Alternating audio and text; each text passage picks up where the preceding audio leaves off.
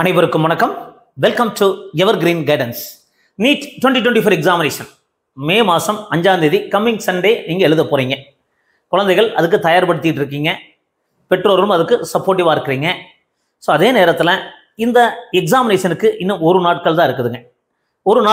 ஒரு நாட்கள் கூட கிடையாது, ஒரு நாள் இருக்குது. இன்றைக்கி ஃப்ரைடே, நாளைக்கு சாட்டர்டே மட்டும்தான் இருக்குது. சண்டேக்கு எக்ஸாமினேஷன் எழுத போகிறீங்க. இந்த லாஸ்ட் டேல நீங்கள் எப்படி ப்ரிப்பேர் பண்ணணும், எம்பிபிஎஸ்னுடைய ரியல் சிச்சுவேஷன் என்ன, இந்த எக்ஸாமினேஷன் எப்படிப்பட்ட எக்ஸாமினேஷன், அப்போ இதை நம்ம எப்படி ஃபேஸ் பண்ணணும் அப்படிங்கிற ரியல் சிச்சுவேஷனையும் புரிஞ்சுக்குங்க. அப்போ லாஸ்ட் டே நமக்கு ஒரு நாள் இருக்கு. இந்த ஒரு நாளில் நோ நியூ டாபிக்ஸ், புதுசாக ஒரு டாப்பிக்கை படிக்காதீங்க, புதுசாக ஒரு கான்செப்டை படிக்காதீங்க. என்ன சார், நாளை கழிச்சு எக்ஸாமினேஷன் இருக்குது, படிக்காதீங்கன்னு சொல்றீங்க? No new topics, no new concept. தயவுசெய்து செய்யாதீங்க. அப்படி செஞ்சீங்கன்னா உங்களுக்கு ஒரு பயம் வரும். ஐயோ, நம்ம அதை படிக்கலையே, இதை படிக்கலையே. படித்த வரைக்கும் போதுங்க. என்ன பண்ணுறோம்? Revise the concept. படித்த ஃபார்முலாஸ் ரிவைஸ் பண்ணுங்க, கான்செப்டை ரிவைஸ் பண்ணுங்க. புரியுதுங்களா? So revise only the concept, revise only the formulas. Already நம்ம படித்தது ரிவைஸ் பண்ணிகிட்டே இருக்கணும். லாஸ்ட் டேல நீங்கள் ஃபுல் டெஸ்ட் எழுதி பார்த்து செக் பண்ணாதீங்க. நமக்கு நாளைக்கு ஒரு நாள் இருக்குது, நாளைக்கு ஒரு நாள் ஃபுல் டெஸ்ட் எழுதி பார்த்து மார்க் கம்மியாக வர மாதிரி ஒரு ஃபீல் வந்து பய உணர்வு ஏற்படும். லாஸ்ட் டே நாளைக்கு நீங்கள் ஃபுல் டெஸ்ட் எழுதாதீங்க, ரிவிஷன் பண்ணுங்க. சாப்டர் வைஸ் இம்பார்ட்டன்ட் கொஸ்டின்ஸ் பாருங்க, கான்செப்டை ரிவைஸ் பண்ணுங்க, ஃபார்முலாஸை எழுதி பாருங்க. இந்த மாதிரி மட்டும் செய்யுங்க. செல்ஃப் கான்ஃபிடென்ஸுங்க, அது நம்மளால எக்ஸாமினேஷன் எழுத நல்லா முடியும். இது ஒரு நீட் எக்ஸாமினேஷன், மற்ற எக்ஸாமினேஷன் மாதிரி தான், போர்டு எக்ஸாம் மாதிரி தான், ஜேஇ எக்ஸாம் மாதிரி தான். நீட் எக்ஸாமினேஷனை ஒரு பெரிய அப்படியே பண்ணி பார்த்தீங்கன்னா ஒரு பெரிய ஒரு இமேஜினேஷன் லெவலில் கொண்டு வந்துடுறாங்க. இது ஒரு சாதாரணமான தேர்வு அப்படிங்கிறத புரிஞ்சுக்குங்க. நீட் எக்ஸாமினேஷனை செல்ஃப் கான்ஃபிடன்ஸ் டெவலப் பண்ணி எழுதுங்க. நம்மளால முடியும் அப்படிங்கிற ஒரு நம்பிக்கையோடு எழுதுங்க. எதுக்கும் அச்சப்பட வேண்டியது இல்லைங்க. அடுத்தது, understand the real competition. Understand the, இது ரொம்ப ரொம்ப முக்கியம். Understand the real competition. உண்மையான இந்த நீட் எக்ஸாமினேஷனுடைய காம்படிஷன் லெவலை புரிஞ்சுக்குங்க. தமிழ்நாட்டில் பார்த்தீங்கன்னா 1,60,000 மாணவர்கள் எழுதுறதுக்கான வாய்ப்புகள் இருக்கு. அது ஆப்சண்ட் ஆகுறாங்க, ஆகலை, இதெல்லாம் விட்டுருங்க. இப்போதைக்கு நம்ம 1,60,000 மாணவிகள் எழுதுவாங்க அப்படிங்கிறது நம்ம நம்புறோம். இதுல லாஸ்ட் இயர் ஒரு 78,000 மாணவர் குவாலிஃபை ஆனாங்க. ஸோ அப்பியர் 1,60,000 இருக்க வாய்ப்பு இருக்கு. லாஸ்ட் இயர் குவாலிஃபைட் ஒரு 78,000. ஸோ இந்த வருஷம் ஒரு 12,000 அதிகமாக குவாலிஃபை ஆனால் கூட ஒரு 90,000 ஸ்டூடெண்ட்ஸ் குவாலிஃபை ஆவாங்க அப்படின்னு வச்சுக்கோங்க. பட் நம்பர் ஆஃப் சீட்ஸ் எவ்வளவு இருக்குது பார்த்தீங்கன்னா 8,165 இடங்கள் தான் இருக்குது. டீம்டு யூனிவர்சிட்டி கணக்கு எடுத்துக்கல. தமிழ்நாடு டாக்டர் எம்ஜிஆர் யூனிவர்சிட்டி கவுன்சிலிங்கில் வர்ற காலேஜஸில், ப்ரைவேட் யூனிவர்சிட்டி டாக்டர் எம்ஜிஆர் யூனிவர்சிட்டிங்கில் வர காலேஜஸ் இதெல்லாம் பார்த்தோன்னா கவர்மெண்ட் கோட்டா, மேனேஜ்மெண்ட் கோட்டா, அதில் NRI quota, NRI labs, government schools எல்லாத்தையும் சேர்த்து எடுத்துட்டா கூட 8,165 இடங்கள் தான் இருக்குதுங்க. அப்போ 90,000 டிவைட் பை 8,165 நீங்க பாருங்க, 11 மாணவர்கள ஒரு மாணவர்கள் தான் நமக்கு கிடைக்கிறதுக்கு வாய்ப்புகள் இருக்கு. குவாலிஃபை ஆகிற மாணவர்கள 11 மாணவர்கள ஒரு மாணவர்கள் கிடைக்குது அப்படின்னா என்ன காரணம்? It is a competition. NEET எக்ஸாமினேஷன்ங்கிறது ஒரு நார்மல் எக்ஸாமினேஷன் தான், நீங்க நல்லா தான் எழுதுறீங்க. பட் காம்படிஷன் அதிகமாக இருக்கு அப்படிங்கிறத புரிஞ்சுக்குங்க.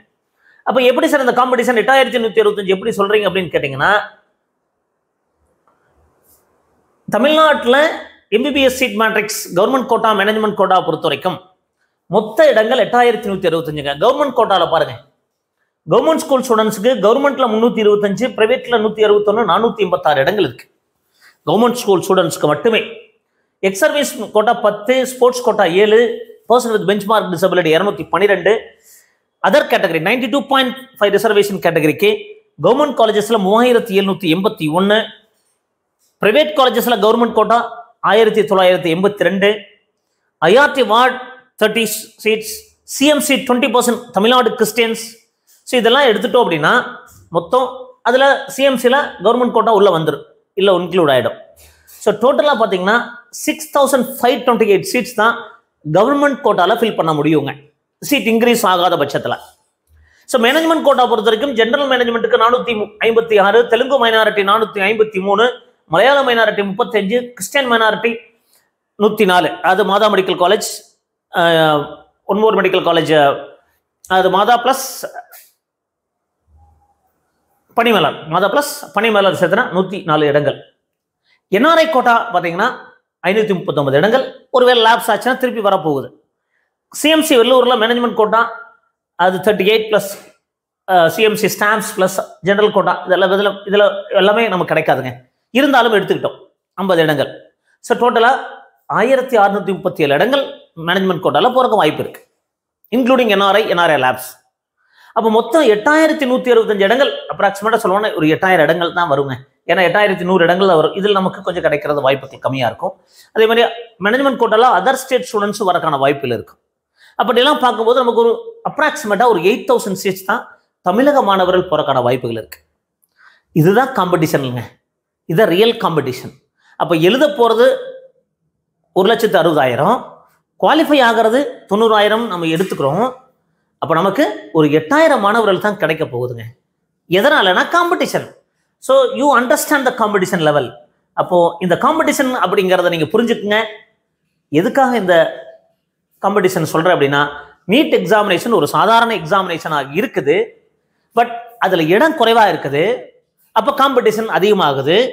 இதனால மாணவர்களுக்கு கிடைக்காமலும் போகலாம். அப்போது எம்பிபிஎஸ் மட்டும்தான் நமக்கு வாழ்க்கையை நினச்சிட்டு நீங்கள் போட்டு மனசை போட்டு எக்ஸாமினேஷன் எழுதி முடிச்சு வந்தோடனே ஐயோ நமக்கு கிடைக்காதாட்டுறக்குன்னு வருத்தப்படாதீங்க. இதில் 10 பேருக்கு கிடைக்காது, ஒருத்தருக்கு தான் கிடைக்கும். அப்போது இந்த சுச்சுவேஷனை புரிஞ்சுக்குங்க. அப்போது நீங்கள் எக்ஸாமினேஷனுக்கு ப்ரிப்பேர் பண்ணிகிட்டே இருங்க, ரிவிஷன் பண்ணிகிட்டே இருங்க. பட் நாளைக்கு நீங்கள் என்ன பண்ணணும், நல்ல 8 மணி நேரம் 7 மணி நேரம் தூங்கணுங்க. நல்ல ஹெல்த்தியான ஃபுட்டு சாப்பிடுங்க. உடம்பை வருத்தி ஹெல்த்தை ஸ்பாயில் பண்ணிக்காதீங்க. ஸோ நல்ல ஹெல்த்தோட, உடல் ஆரோக்கியத்தோட நீங்கள் எக்ஸாமினேஷனுக்கு போங்க. கண்டிப்பாக செல்ஃப் கான்ஃபிடன்ஸோட போங்க. இந்த எக்ஸாமினேஷன் எழுதி நல்ல முறையில் வெளியே வந்து நமக்கு என்ன மார்க் வந்தாலும் அதை அக்செப்ட் பண்ணிக்கும் அப்படிங்கிற மைண்ட் செட்டோட ப்ரிப்பேர் பண்ணுங்க. ஸோ இந்த மாதிரி நிறைய வீடியோக்கள் பதிவு பண்ணிட்டு இருப்போம். ஸோ எங்கள் வீடியோஸ் எல்லாம் பிடிச்சிருந்தா லைக் பண்ணி ஷேர் பண்ணுங்க. எங்கள் சேனல் பிடிச்சிருந்தா சப்ஸ்கிரைப் பண்ணுங்க. மீண்டும் ஒரு நல்ல பதிவுடன் உங்களை சந்திக்கின்றேன். நன்றி, வணக்கம்.